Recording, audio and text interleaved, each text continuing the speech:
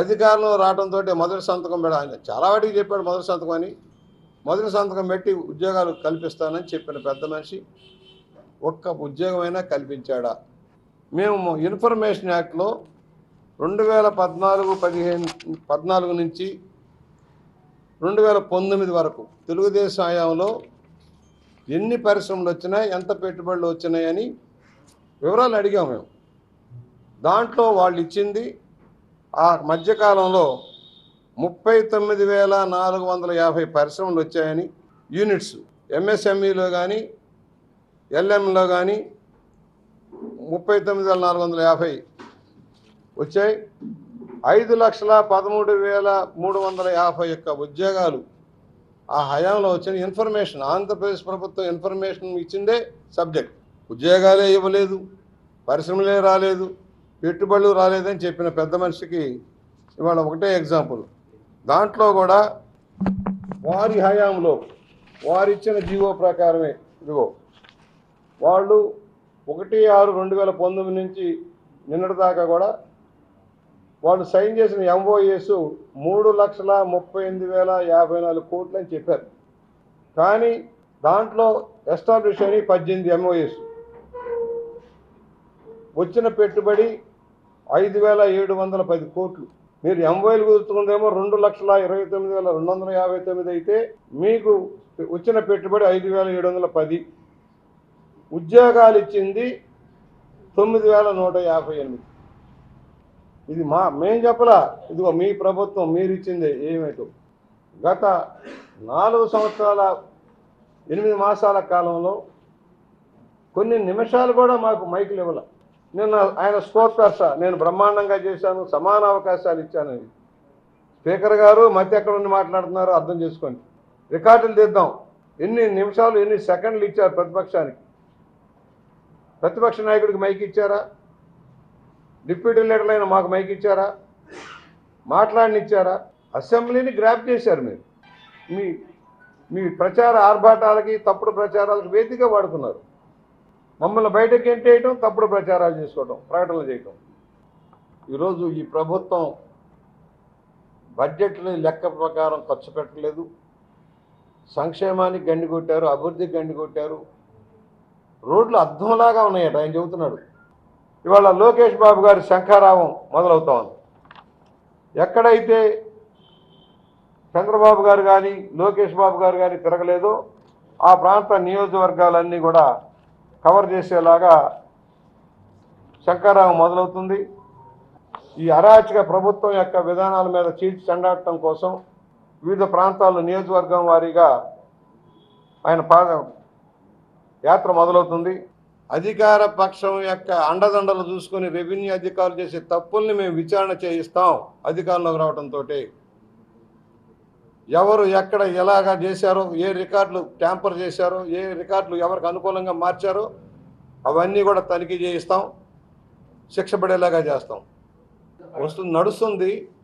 Latest development అంతా మీకు తెలుసు కదా.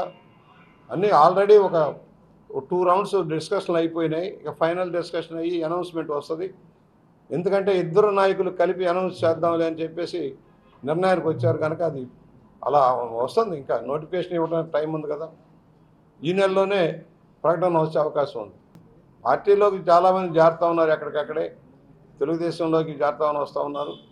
అలాగే పవన్ కళ్యాణ్ గారి దగ్గర కూడా ఆల్టర్నేటివ్ లైన్లో ఆయన దగ్గర కూడా వెళ్తూ ఉన్నారు. ఒకటి అధికారం తెలుగుదేశం జనసేన వస్తుంది అనేది ఒక గట్టి నమ్మకం ఏర్పడింది ప్రజల్లో. 100% వస్తుంది, మంచి మెజార్టీలు వస్తాయనే ఆలోచన. ఇవాళ కేంద్ర ప్రభుత్వం కూడా ఆంధ్రప్రదేశ్ విధానాల మీద ఒక అవగాహనకు వచ్చారు. ఆంధ్రప్రదేశ్లో జరుగుతున్న అవినీతి అక్రమాల మీద ఒక అవగాహన ఉంది, ఆలోచన ఉంది. వాళ్ళు ఇప్పుడిప్పుడే బయటపడుతున్నారు. ఒకటి, వారు మొన్న కలిసినప్పుడు గతంలో కలిసి పనిచేసాం, మళ్ళా కలిసి పనిచేద్దాం, ఎన్డీఏకి మద్దతుగా రండి అని అడిగారు. అది మేము మా నాయకత్వంతో మాట్లాడి మళ్ళీ మీకు వెనక్కి వస్తానని చెప్పి చంద్రబాబు గారు చెప్పారు. అది పార్టీ లైన్లో చర్చకి దారితీసింది. ఇవన్నీ ఒట్టి మాటలు. ఎన్ని సీట్లు అడిగారు ఏమిటని ఒట్టి మాటలు అసలు అక్కడ దాకా లేదు. ఒకటి, మద్దతు బయట నుంచి మద్దతు ఇవ్వటమా, కలిసి పోటీ చేయడం అనేది ఇంకా నిర్ణయం కాలేదు.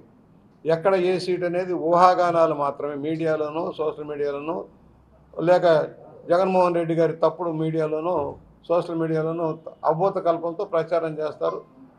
దాన్ని మేము ఖండిస్తున్నాం. ఉంటాయి అక్కడక్కడ. అసలు గతంలో ఎంత ఓటింగ్ శాతం ఉంది, ఏ నియోజకవర్గాల్లో బలం ఉంది లేదు, అవన్నీ కూడా దృష్టిలో పెట్టుకొని చేస్తారు. ఎక్కడెక్కడ గతంలో వచ్చిన ఓటింగ్ శాతాలు గెలుపు ఓటములను కూడా దృష్టిలో పెట్టుకుని రీజనబుల్గానే ఉంటుంది ఏది చేసినా కూడా. సిట్టింగులు, పోలిట్ బ్యూరో మెంబర్ని, డిప్యూటీ లీడర్ని ఇవన్నీ ఉంటాయి. ఏదో సీనియారిటీలు అవన్నీ వాళ్ళు ఆలోచన చేస్తారు. పార్టీ అధ్యక్షులు వాళ్ళు ఆలోచన చేస్తారు.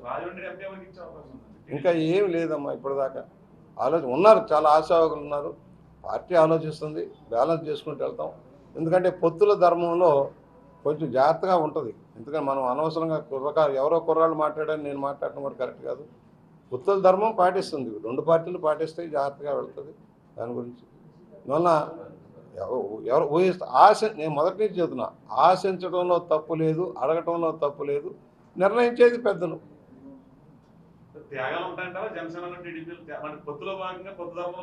ముఖ్యంగా తెలుగుదేశంలో ఉంటుంది త్యాగాలు. ఎందుకుంటుందో చెప్తున్నా. 175 అసెంబ్లీ సెగ్మెంట్లో కూడా బలమైన క్యాడర్ ఉంది తెలుగుదేశం. బలమైన క్యాడర్ ఉంది, నాయకులు ఉన్నారు. ఇవ్వాల్సి వస్తే ఈళ్లలో నుంచే ఇవ్వాలి కనుక. జనసేనకి మొన్నటిదాకా అంత బలం లేదు కదా. అంటే మనం ఫెయిర్గా చెప్తాం, ఉంది ఆయనకి జనంలో ఉంది, కానీ క్యాడర్గా నిర్మాణాత్మక శక్తి లేదు. ఇప్పుడు బలపడుతున్నారు, అది వేరే విషయం.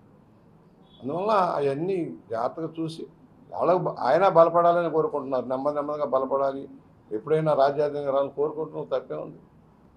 చివరిగా పాపం మా మినిస్టర్ గారు వచ్చారు కొత్తగా ఇన్ఛార్జిగా. ఇప్పుడు 4వ కృష్ణుడు 5వ కృష్ణుడు మా మినిస్టర్ గారు వచ్చారు కొత్తగా ఇన్ఛార్జిగా. ఇప్పుడు 4వ కృష్ణుడు 5వ కృష్ణుడు 4వ కృష్ణుడు నాకు తెలియదు. ఇప్పుడు ఆయన ఏంటి, పంచాయతీని సందర్శిస్తే పంచాయతీ సెక్రటరీ ₹1,00,000 ₹2,00,000 ఖర్చు పెట్టాలట. అక్కడ ముగ్గు చల్లడానికి డబ్బులు లేవు, బల్బు మాడితే మార్చడానికి డబ్బులు లేవు. కానీ మరి కొత్త ఇన్ఛార్జి గారు పర్యటన చేస్తే మాత్రం అడగండి మీరు సెక్రటరీని, ₹1,50,000 ₹2,00,000 పాపం పూలు చల్లటానికో ఆయన ఫ్లెక్సీలు వేయటానికో పంచాయతీ డబ్బులతోటే. అధికారంలో రాకతలకే, ఎమ్మెల్యే కాకతలకే వీళ్ళతోటి ఇంత ఖర్చు పెట్టిస్తూ ఉంటే రేపు అధికారంలోకి వస్తే అధికార దుర్వినియోగం ఎలా ఉంటుందో లెక్కేసుకొని. ఎక్కడో మంత్రి, ఇక్కడ కాదు, గగ్గోలు పెట్టేస్తున్నారు పంచాయతీరాజ్ డిపార్ట్మెంట్ అంతా. మాకు ఈ బట్టన్ ఏంటండి బాబు అని.